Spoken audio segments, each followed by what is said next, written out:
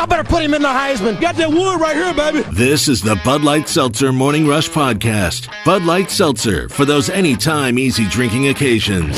They're going to run and get that boot. The Arkansas Razorbacks have completed the dream season. A baseball team is going to bring back a College World Series title to Baum Stadium. I almost got fired because I went Willie the Boss after I had a little too much sauce. This is the Bud Light Seltzer Morning Rush Podcast. So there was a play during the ball game where Isaiah Joe hit the three with a little over a minute to go. Do you remember when Kansas lost to Northern Iowa when they were a 1 seed back in the NCAA tournament a couple years back? All right, so the guy that was on that team, Ali Farokhmanesh, who had a monster game, was their lethal three-point shooter.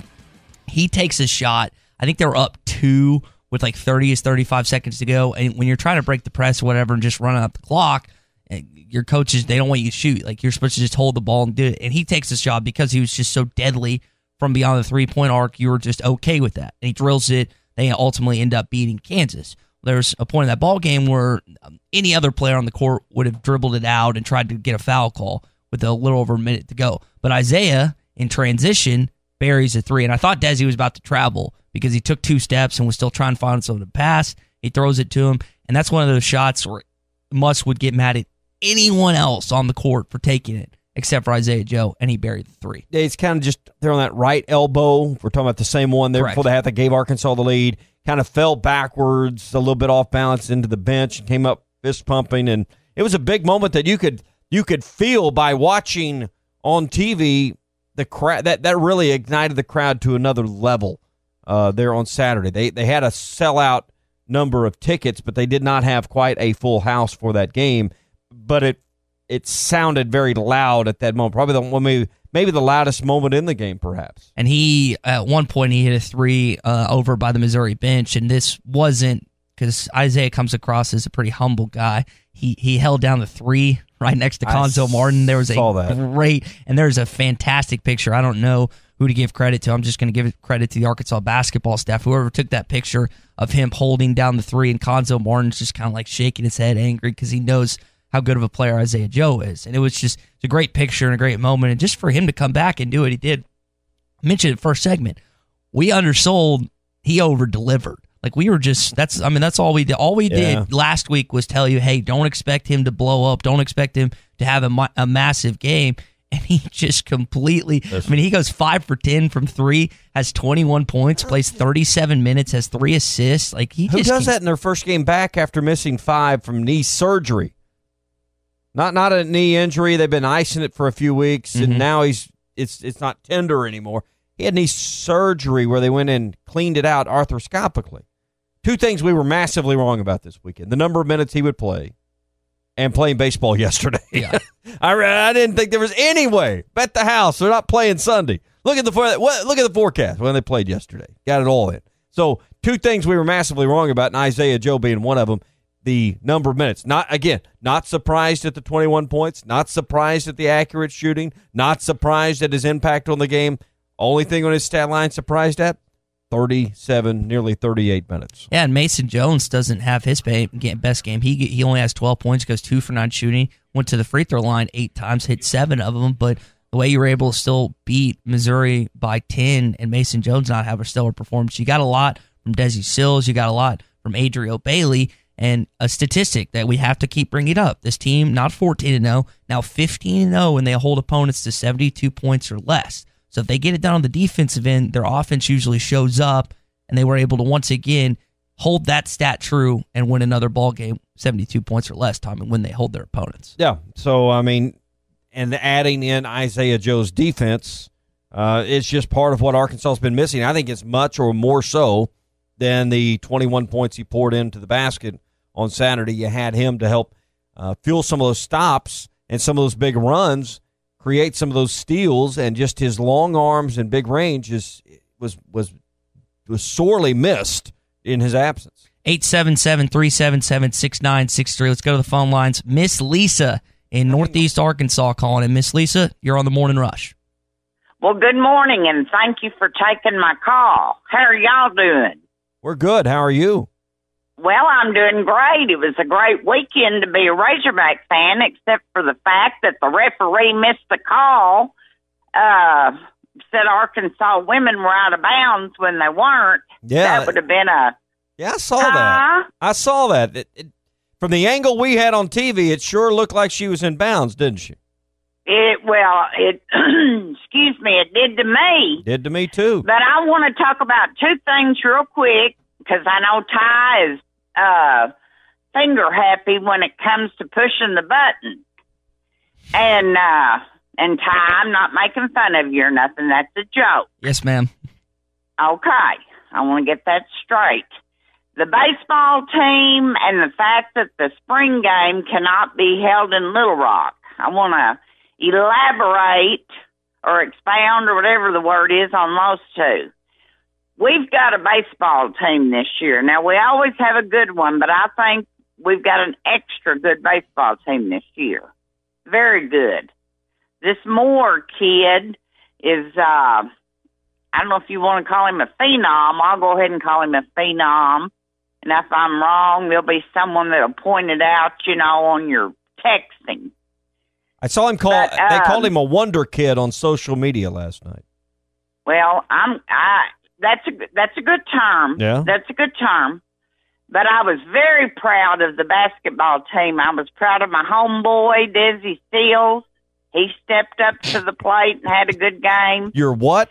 You were my homeboy. Homeboy, okay. Jonesboro. Yeah, I know.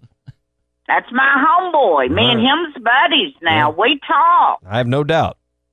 And he's my homeboy. I love that. I think you should color part of your hair like he does part of his. Well, I think you look good that way. I'm going to show up one day when y'all least suspect it there at your place there. And I may have that done in that cheese puff color. But brain food. But anyway, some people around here in Northeast Arkansas are throwing a fit because, the NCAA ruled. I hate the NCAA. I'll be glad when that thing's abolished. But for me, and I live in Northeast Arkansas, I'm glad the spring game is going to be in Fayetteville so I can go for the weekend, go to the baseball game, go to whatever's going on up there and just make a full weekend out of it. And I know it's easier on a lot of people just to go to it and then drive back, but it just seems like every time we get in some kind of ruling with the NCAA, we always lose it. Have y'all noticed that? Now, this was with the SEC if we're talking about the stadium. Well, okay, that's what I'm talking about. Okay, I thought it was NCAA. No, well, excuse me, my bad. This was Greg Sankey and the Southeastern Conference did not give the waiver for Arkansas to play the spring game. We're going to talk some more about that because there was no extenuating circumstance to move it off of campus. Well, anyway, that's okay. I mean, I'm glad it's in Fayetteville. I'm glad it's in Fayetteville. But anyway, I was glad. But let me say one more thing. Isaiah was outstanding. Desi had a very good game. He needed that. But I'm like y'all, what's going on with Chaney here? All of a sudden, no Chaney. And I don't know if he's hard to deal with, if he's on again, off again with his person. I don't know. Every time I think back on that LSU game, I get mad at him all over again. But then when I see him on the court doing good things, I fall right back in love with him. But something's going on there. I don't know what it is, but we'll figure it out. But thank you for taking my call, and I love your show. Thank you, Miss Lisa. Thanks, Miss Lisa. Yeah, that's something we'll be monitoring here on the Morning Rush and on hitthatline.com, just his situation. You always hear things, and there's no point of spreading rumors or anything, but it is just weird probably at this point that he hadn't been getting the minutes. And when he's on, man, he's a great player. I know he's not the tallest, about 6'8" or so, but he's just what he's good at, Tommy, is on offense. He's small or undersized when he's playing against big. He is so good at pump fakes down low and finishing underneath. And then we saw Adrio. Yeah, we saw Adrio. We saw Ethan had some misses. Which game was that? They were blowing layups. Can you be more specific? No, but it was I think it was 2 games ago that there were just so many layups there, and you're just like, what is going on? Reggie is probably the best, I would say, best big man finisher under the rim, and he's just really good. He's got a knack for taking the shot at the right time, not getting the shot blocked, even though he's a little bit undersized. I think you're thinking of the Mississippi State game at home. Yep.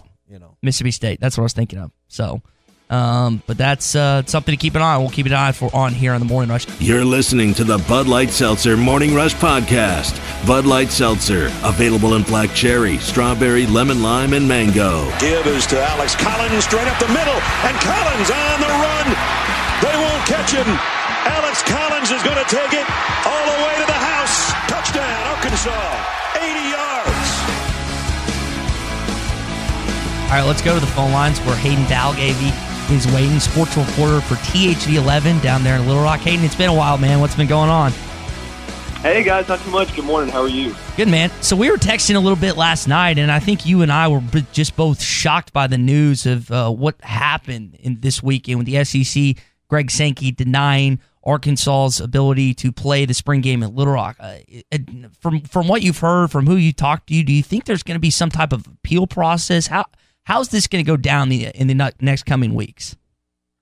Well, from folks that I've talked to and just kind of understanding the situation, truth be told, I highly doubt there is an appeal process. I think this is just something that the U of A put in motion. I remember in May of 2018, there was the big War Memorial extension. And for people like me who live here in Little Rock and fans who are from the central part of the state and the southeastern and eastern part of the state, I think it was exciting that War Memorial was going to continue to have a ball game. And I think every other year was sort of like, you're going to take this or we're just going to move on from War Memorial Stadium with the Missouri game, which is fine. And then the spring game was a little bit of a, hey, we'll throw you a bone. We'll come here, do the spring game on the even years. But I can't see the U of A really appealing this decision. I don't know what they would get from it. And then quite honestly, even though being a Little Rock guy and I want to see that spring game here, I get it. And I agree that the game probably should be in Fayetteville just from a recruiting standpoint. But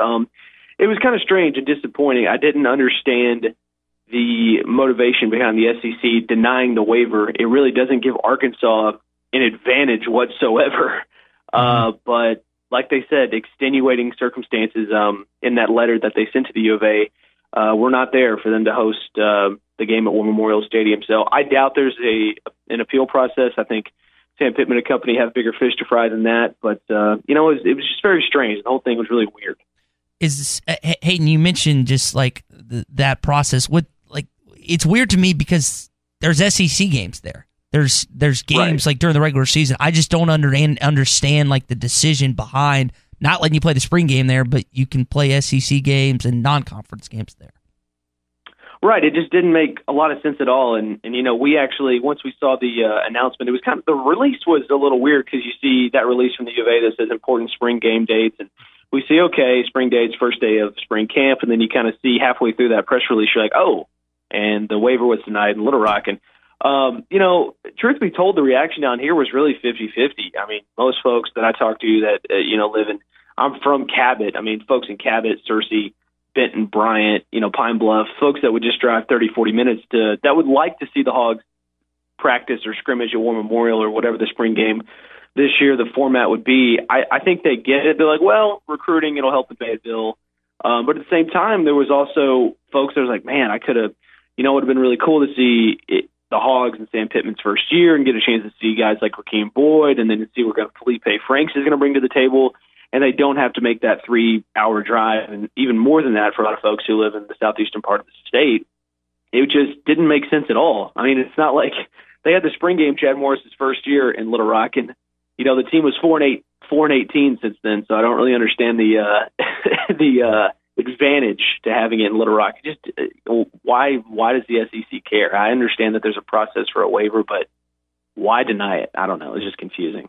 Any controversial decision comes with certain elements of the fan base feeling like there's some controversy or some kind of conspiracy behind the scenes, that maybe the SEC and the University of Arkansas were behind the scenes on the same page here. This is what the university wanted all along, but that really doesn't fit with everything that the university and the foundation and they've really done from the top down to try to reach out, particularly to Central Arkansas, and bring all of this back to really making everyone feel inclusive as a statewide program. Hayden, I know there was a lot of people when this news broke that felt like, well, this is really what the University of Arkansas asked the SEC to do. Do you feel that way? I can appreciate a good conspiracy theory every now and then, and if you look at it in a weird way, it makes a little sense if the U of A kind of talked to the SEC and said, look, we want this thing in Fayetteville, just deny the waiver, and our hands are completely clean. But I don't believe that at all. I think they were fine with coming down here. I know for a fact those guys that are not from this area probably don't understand it. They are like, why are we going to Little Rock, the place where we have to pack up, we have to go on the road, we have to stay in a hotel. It doesn't make sense. But at the same time, for folks like me who grew up here, I mean, War Memorial was like a beacon, like an icon. And I mean, granted, that was 20, 25 years ago. But no, I don't think there's conspiracy at all. And I think the Sam Pittman and company really wanted to play down here, just to have a game. It's a little bit of change of pace. And truth be told, from what I've talked to with folks on staff, that spring game, that traveling to War Memorial gets these guys a chance to say, look, we're going to treat this like a road game. Freshmen, redshirt freshmen that have never traveled, look, we're going to go through our road game routine. This is what we're going to do. I mean, it's virtually a practice road game for these guys to understand the mentality of traveling and going on the road, just going through a routine standpoint. But at the same time, Hunter Yurachek was in Little Rock last Tuesday speaking to the Rotary Club, and I got a chance to listen to him. And I'll give Hunter Yurachek a huge round of applause for trying to make the entire state feel inclusive as this one Razorback promotional campaign that these guys have got. He does travel, and these guys go around the state, and I understand that Fayetteville is the Mecca, but they also understand that they need everybody in this state behind this university if they want to be as big as they can be. In the contract that the university has with War Memorial, it had the fine print of got to receive the waiver. It also has some other language in there about minimums on attendance and ticket sales for the actual games when they play Missouri there. Do you think the fan base is fully aware of kind of all the caveats and all the requirements to keep actual games in Little Rock, or does this make people a little more aware and sit up and say, hey, we need to pay attention to what it takes to keep games here and keep War Memorial part of the tradition? Sure. I would probably tell you if fans don't pay attention to those numbers. I think they may now a little bit, now that not a regular season game, but a spring game has been taken away from War Memorial. They may pay attention to those numbers too. But I would just counter with the argument, when you won 2 ball games each of the past 2 seasons, I don't think you're going to have a lot of folks in the stands anyway. And I would argue that the Missouri game felt like the most highly attended ball game in all of 2019, except for maybe the opener and those early ball games against Colorado State. But I think, it's just, especially moving the game to the day after Thanksgiving, man, that's a tradition. Students are off campus anyway, coming to Little Rock. A lot of U of A students are from the Little Rock, Central Arkansas area. It may have them pay attention a little bit more, but at the same time, guys like me, fans like me, have been preparing for the Razorbacks to be done with War Memorial Stadium for a few years now. I don't think that contract's going to change at all. They still have it signed through 2024. I think they did the right thing. Every other year, you're trying to make everybody happy. Mm-hmm. Reality is you're never going to make everybody happy. And there will be a day when War Memorial Stadium is no longer involved with Razorback football. And for me and folks like that live in the Central Arkansas area, that'll be a sad day. And a lot of memories that were made there. I was at both Miracle and Markham games. I mean, I was at the LSU game where they clinched the Sugar Bowl. Like, stuff that just, you're always going to have fond memories of War Memorial Stadium. But at the same time, I mean, it is the University of Arkansas. We get it. They're going to play in Fayetteville. They've made all these facility upgrades in the north end zone. Why would they take away a moneymaker when they can just be making it hand over fist in Fayetteville? I get it. So it's something to pay attention to. Yeah, and Hayden, you and I are kind of in the same kindred spirits, me being from Little Rock, me going to all those War Memorial games you talked about. But at the same time, I get your line of thinking. Eventually it's going to be time to take away those games. We'll see what happens in the coming days. Just a couple more questions with Hayden Balgavy here, THV 11 sports reporter. Hayden, correct me if I'm wrong, you can't host recruits. Like, they couldn't host recruits if they ended up playing the spring game in Little Rock. Is correct? That, okay. Correct. Yeah, that is correct. They can, now that it's in Fayetteville, they can host recruits. They could not at an off-campus site in Little Rock. So you referenced something earlier that I thought was a good point. Stevens is obviously in Little Rock. There's a lot of money in the Little Rock area. A lot of donations come out of the Little Rock area. Central Arkansas is a big hub. I mean, it's the capital city. There's a lot of money down there in Little Rock, just like there is in Northwest Arkansas and other places across this state. Is them slowly kind of cutting off the process of playing games at Little Rock? Is that going to tick some people off where you think the Razorback Foundation is going to be affected to the point where they're going to lose some money from the Central Arkansas and just kind of other parts of the area that are kindred spirits of War Memorial Stadium?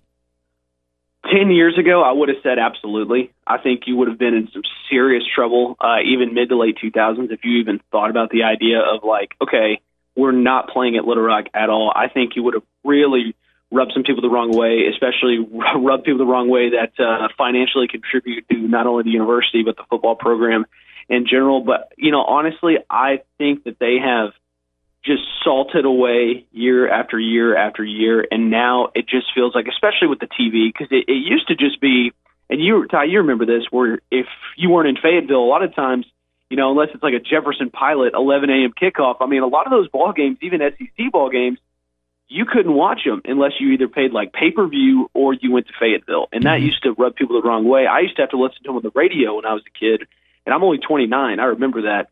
But now with so much TV, and they're on the SEC network or they're on ESPN, there's such a TV possibility to watch the game wherever, whenever, on your phone.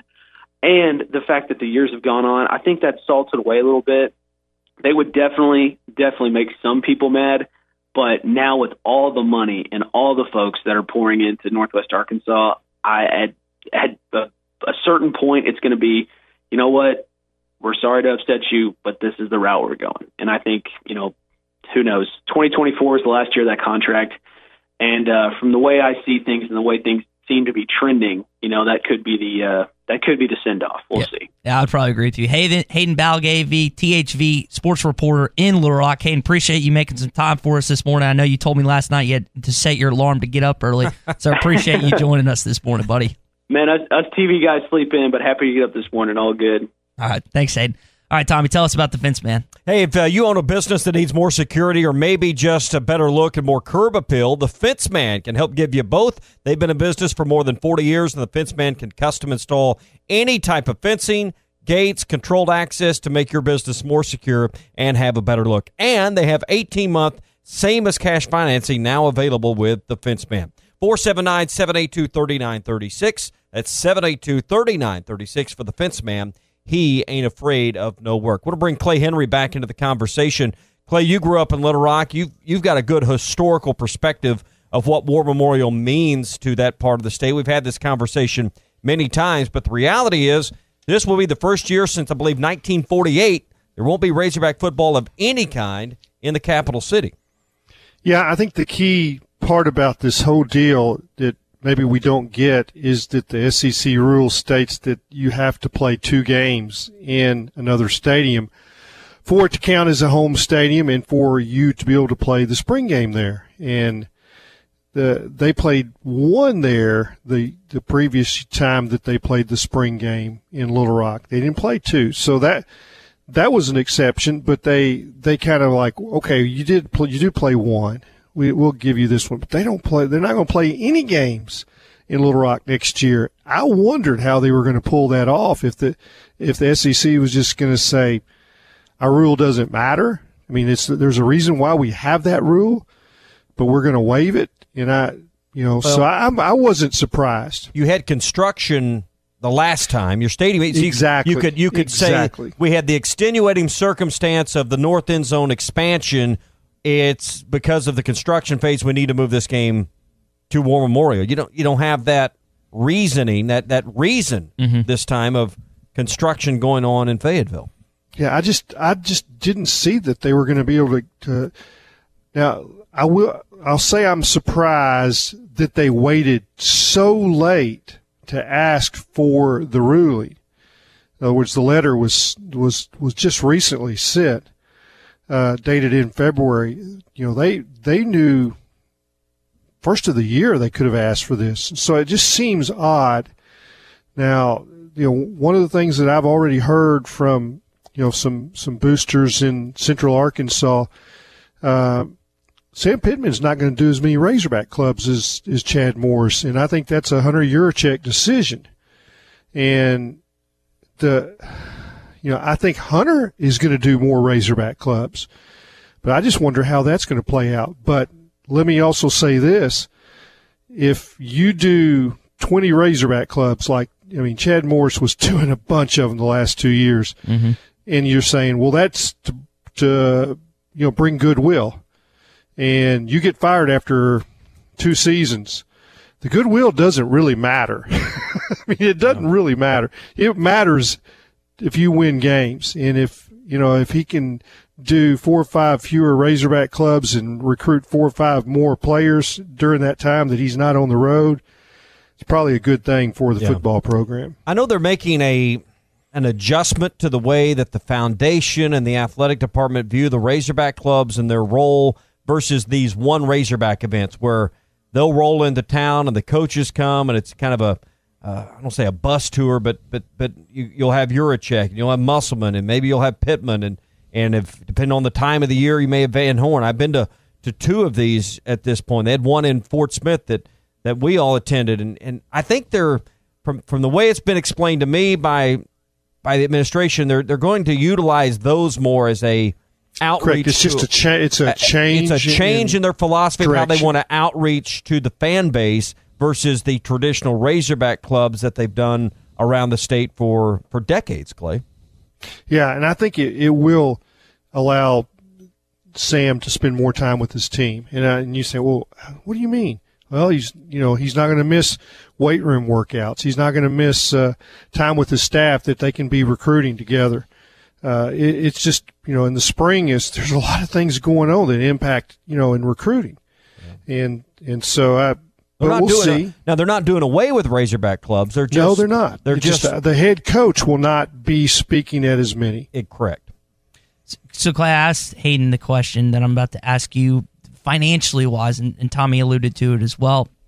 Is this going to potentially tick some Arkansas boosters down in the Central Arkansas area off? Because War Memorial, it's home to me. I had great memories in that stadium, but I understand what they're trying to do moving forward and kind of play it out and take those games away. And I understand that, but some fans aren't going to understand that with Little Rock area. Is that going to hurt them moving forward? If you're asking me, is it going to matter that they didn't have the spring game in Little Rock? And let's be honest what the spring game is now. There was a time when it was the red-white game and you had 120 guys and you had, a bunch on scholarships. Now you got 85 and you divided it up and it was Joe Ferguson versus Bill Montgomery. And you could you could fill up the stadium for that. Used to do one in each stadium. Yeah, well, what I'm getting at is now the rosters are so thin, and I'm not talking about just Arkansas. I'm talking about all around the country. The spring games have turned into the last practice of spring football. The hay is in the barn. You know what you've got. You've done all your full contact, and you may not even be hitting your top backs like somebody in the interview. I'm not sure if it was you or your guest mentioned seeing Rakeem Boyd. I'm not sure anybody's going to see Rakeem Boyd in that spring game. Mm-hmm. You just don't hit those backs in the spring game, those type backs that are the bell cow of the team. So it's not the same thing, and I don't think they said game in that release. I think they said the final practice, and that's what it's going to be. And it is very frustrating for the SEC network that they can't get a game. They can't get something that's worthwhile to watch on TV. And it's the same, and I think most fans realize the spring game. It's not the red-white game anymore. Yeah. And but back to the question, does it chip away at the support?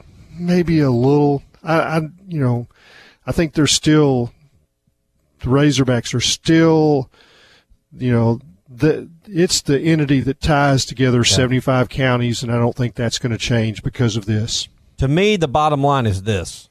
You can't host recruits in Little Rock. You can in Fayetteville if you have the game there. To me, why would you want to handcuff Sam Pittman and his staff this early on? that they couldn't fully recruit in this time of the year to have 2021 prospects and on down the line invited to your campus for your spring game. And by the way, on April 25th, there is no other SEC school having their game that day. You have no competition as far as kids having to choose between, do I want to go to Ole Miss or Arkansas? Do I want to go to Tennessee or Arkansas or any other school in the league? Arkansas's hit that day.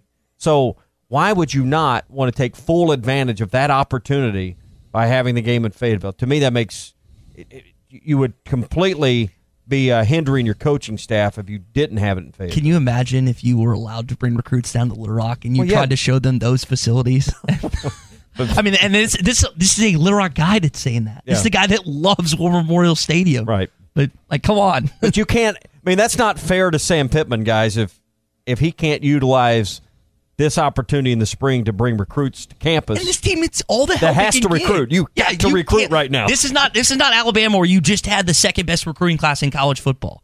You need every stinking advantage possible. You can't take that one away. And you can't not. First of all, you can't not have recruits on your spring game. Second of all, you can't bring them down to War Memorial Stadium. Oh, we play football games sometimes here. Yeah.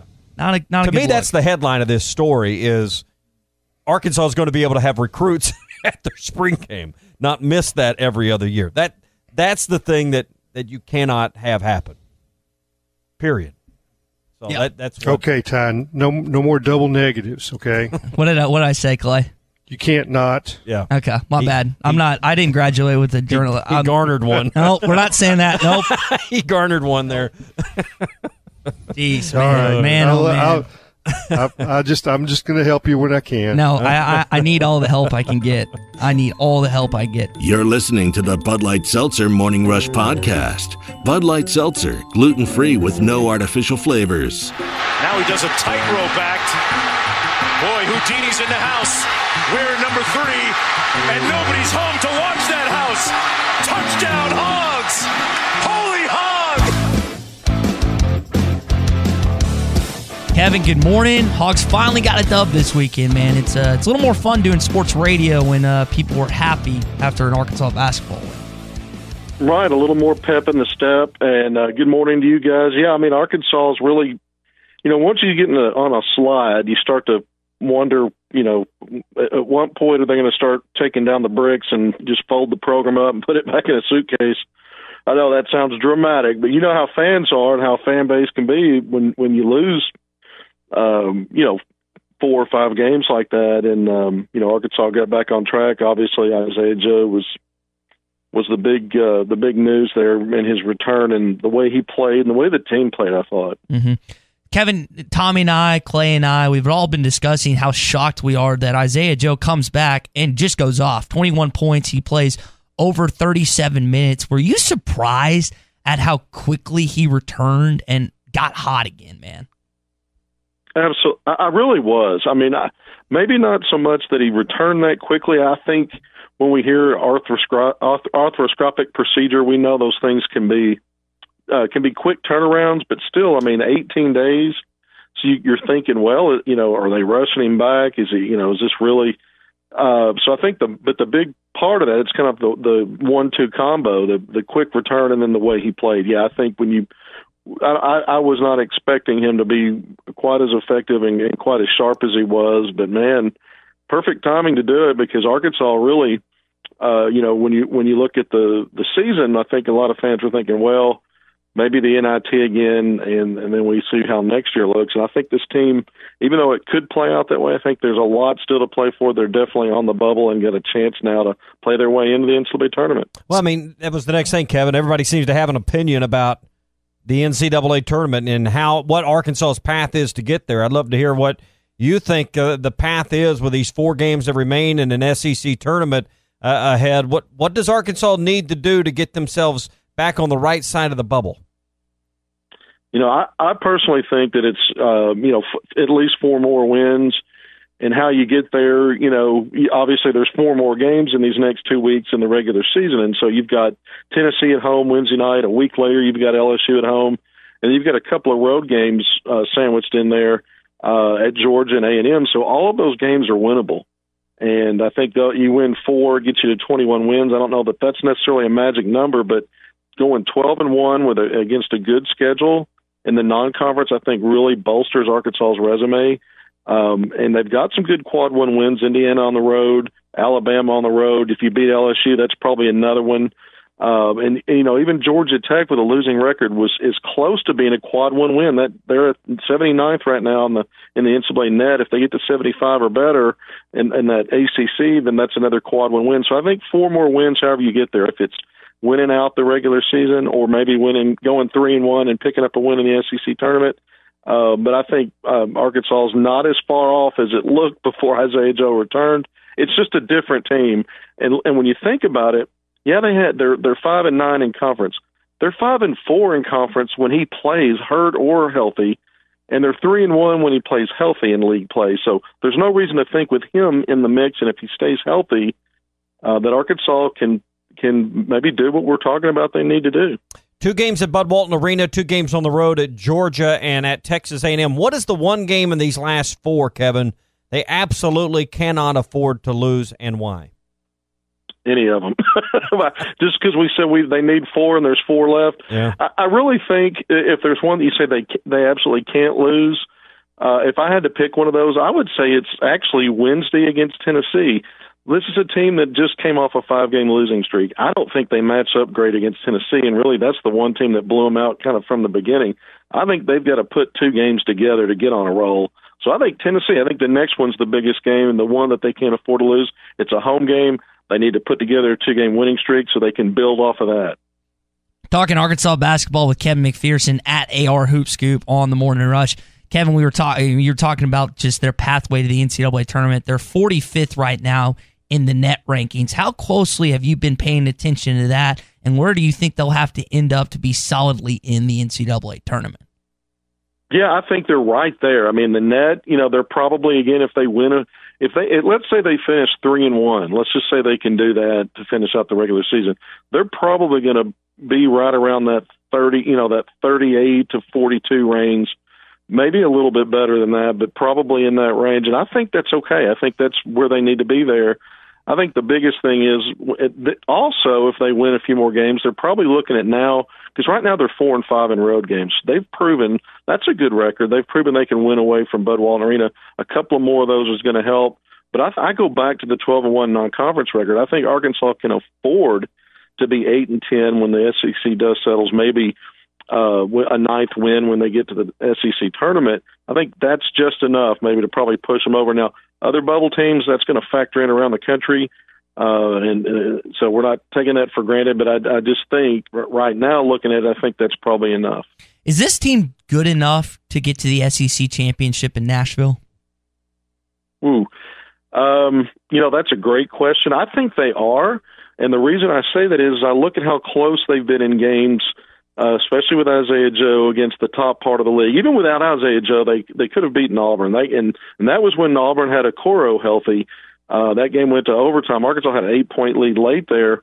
We saw what they did at LSU, could have won that game. So if you look at the top 3 or 4 teams in the league, Arkansas has been right there. And again, we've seen them pull out their share of wins in these grind game situations when they're at full strength. So yeah, I don't think there's any great teams in this league, and Kentucky's playing well right now, 6 wins in a row. But yeah, I think Arkansas is good enough to work their way to that stage. Now with the lack of depth and guys playing heavy minutes, if you have any injuries or foul problems, that could obviously run off the rails there on them when you're trying to, win 3 games in 3 days or 4 games in 4 days. Kevin, how many teams do you see from the SEC tournament ultimately making the field? I think 5 are going to get in for sure. There's a chance that it could work out for 6, but right now 4 projected in. I'm just going to settle in between there and say 5 are going to make it. All right, he's Kevin McPherson at AR Hoop Scoop on Twitter. He does stuff for Hogville.net, Pid Trail Nation, and various other outlets. Kevin, appreciate you always making some time for us talking Arkansas basketball. We'll see what happens on Wednesday, and I'll see you there on Wednesday night, man. Look forward to it, Ty. Good to be with you guys. Thank you. Absolutely. One of the topics, Clay and Tommy, I want to bring up now is this team filling in their roles. Now, I know that Reggie Chaney hasn't played well the last couple games, and he hadn't honestly picked up a lot of minutes, which has been strange and something we need to monitor. But when you see what Desi's doing coming off the bench in that basketball game, 4 of 6, 17 points, hitting a bunch of distance shots. You look at Adriel, really worked on his shot in the offseason, and they're undersized. Jimmy Witt filling his role nicely at the mid-range game. This team has really come together and filled their roles nicely when Isaiah is healthy. It seems to be the case, Clay. Yeah, I think what you see is that the minutes are reduced for the bench with 37 minutes coming back with Isaiah. So I think that really helps them, that some of these guys weren't asked to play as much. And that's kind of an indictment of the bench, but it's also a positive that you don't have to rely on them as much. But yeah, I think, and Desi is the one guy that, he's practically a starter. Mm-hmm. But you can reduce his minutes a little bit. It helps him, I think. And he's foul prone, and because he plays so aggressive in his defense, and he'll go for steals. And he's the guy, when the ball goes to the low post, he's going to strip it. And sometimes it's a clean strip, and sometimes they call it as a hack. And that if you don't have to have as many minutes out of him, maybe those plays aren't as consequential, 2 or 3 of those. But if he's out there for a long time, he gets to 5 fouls on those strips pretty quick. And you have to have that, because if you don't, it's going to be a forward taking that foul, or Jimmy Witt taking that foul at the top, because they're going to get it to the rim if he doesn't strip. Now, I will say this, listen to Kevin, I disagree that they are a threat in the SEC tournament. I just can't see this team playing back-to-back, whether it be 3 games or 4 games. They just don't have that kind of depth, and the minutes are going to just, it's like Mason Jones. And Isaiah Joe's conditioning is still suspect. I saw him resting a little bit in the game Saturday while he's on the floor, and you got to do that. You got to pick a spot here or there. But I just don't think they have the depth for a long run in a conference tournament setting. I agree. 4 games in 4 days, 4 wins in 4 days. What about this team right now would make you think they could pull that off? We haven't seen any evidence of that in recent times. So I'm with you on that, Clay. But I do think this is a team that maybe could make it to Saturday, but I don't think they have enough gas in the tank, nor do I think they have to make it all the way to the No, they need finals. a win. Yep. It's going to be about what they do the next 2 weeks in these 4 games. Right. Mm-hmm. And the good news is just look at who they're playing. And I'm not saying they're bad teams, but I'm not saying they're great teams. They're not playing Auburn. They're not playing Kentucky. They're not playing Florida. These are all doable. And if you look at their wins that they've got so far this season, they're in this kind of grouping of teams. So that bodes well for them. And I've said it all year. It's not something I'm just saying today. They have not beat the top end teams in the league. They've kind of feasted on the teams that are grouped around them in the standings, and that's just what they are. And so I think it sets up for them. Their best wins are in the non-conference. They're not in the conference, and that's the good news and the bad news. Yeah. Well, if you're not going to make it to Wednesday night's game in person, get to Joe's Grill and Cantina and watch the Hogs during this final regular season push and all the way through baseball season. Half-price apps and taps during every game. You'll find it at Joe's Grill and Cantina, one of our favorite places to hang out and watch games when we're not at the game. Brisket nachos, Mexican pizza. We love the sampler platter. We love the cheese dip with the ground beef in it. That's great as well. Great chips and salsa, and all the beers on tap are half price as well. Every Hog game, Joe's Grill and Cantina, 3400 South 74th Street across from Harps. 3 of these last 4, Clay, they're going to play teams that are ahead of them in the standings. Arkansas is, 10th right now in the league standings at 5-9. They're 2 games back of Tennessee, the next team ahead of them. So there's some work to do just to climb your way up to that 6th or 7th spot over these next 2 weeks going into the tournament, which I think is critical. Oh, yeah, they've got to pass some teams. They've got to pass some teams. They need some help in other games for the committee to just have justification to put them in the field of 68. Yep, and as Kevin said, and I think maybe Ty said it too, this is not the greatest year for the SEC, and it's I don't know if you say it's a down year. It's certainly not an up year. I mean, it's one of those middle of the road years, and they can't be, 9th or 10th and get in the NCAA tournament, and I don't think they'll get in the NIT at that. So they need some victories. And the one thing that you can count on this team, though, they're going to play hard. They're going to give great effort, and they are fun to watch because of that. And I've said this forever, for the last 40 years, the essence of coaching is, does your team play hard? And I give Eric Musselman credit, just like Nolan Richardson, same thing. His teams played with tenacious effort. And I think Mike Anderson's teams did that too. But that's what the good coaches do. They have effort every single time. And I think, if you want to define what makes Dave Van Horn's teams special, is that they play so hard and so fundamentally sound. And that's what I see with Eric Musselman's basketball team so far. So let's go and get on the record on this, guys. Kevin said that he thinks that if they win 4 more games, both regular season and postseason, that this team's going to the NCAA tournament. By Kevin's standards, if that would be, 5 games, 4 wins out of 5 games, assuming that would put them at, 21-11, and then in the conference it would be 8-10. And then you'd have that one SEC tournament, because I'm assuming he's just thinking that they would win 3 games, probably lose to LSU in that. Do you guys have a set number of wins, or how this scenario lays out in ways that you think this team would be solidly locked in for the SEC tournament? I think if you want to be solid, you better win these last 4. I think here's my scenarios. I think if they win, they can either win the next 4, win 1 in Nashville, you're in. Or if you win 3 out of 4, you got to win 2 in Nashville if you're in.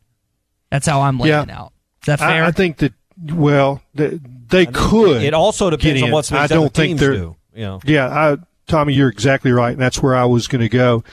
And if you followed the NCAA tournament through the years, there is no set guarantee for these at-large teams. When you are, whatever it is, the very last 2-3 teams in the at-large, if you get some conference champions upset in their tournament, and they're sitting there picking Arkansas or a conference champion who was not in otherwise, and they were going to give one bid to that team, you really put yourself in a precarious situation. So, I think the best Arkansas can hope for is to win their last 4 regular season games, and then have that 5-game winning streak with Isaiah Joe. Puts a lot of little extra points for that committee to look at, and then win a game in the tournament. And I think then, if there's not a lot of conference champions upset, if there's 3 or 4 conference champs upset that've got gaudy records that are just so much ahead of Arkansas in the index system, the net, and then you may not get in even in that case. But yeah. Because, Clay, on that note, I think if that was the case, if they won these next 5 and then lost one in the SEC tournament, that would make them, I believe, 21-6 with Isaiah Joe. And you hope that the committee, like Joe Lunardi said on Saturday, they're definitely going to take that into account. Hopefully, that's like the highest. They'll take it into account. Yeah, it's just a matter of how high it is on their radar when it comes to. Yeah, you can have it be very high, and if there's a bunch of upsets in conference tournaments, and you just, it can be as much of a disaster, say, that Georgia would win the conference tournament. Somebody like that wins the conference tournament, and they'll win Arkansas's chances. I don't care what they did. If it's somebody like Georgia or Texas A&M or Tennessee, they're in the NCAA tournament, and they take Arkansas's spot. As pretty as they would be with those wins, it's just there's a lot of ifs have to go right, even if they win out. You could even probably add a South Carolina to that list. No question. Maybe Mississippi State. They'd be the best amongst those teams right now. But even them, they may qualify for that list, depending on how they play the next 2 weeks. You really need, if you're Arkansas, Mississippi State and South Carolina and Tennessee to a degree to play their way out of the consideration over these next 2 weeks of regular season. you're not going to be the 6th SEC team in, I guess is my point. See, to me, there's only 5 SEC teams that can win the SEC tournament. They all happen to be up top. Kentucky, Auburn, LSU, Florida, and Mississippi State.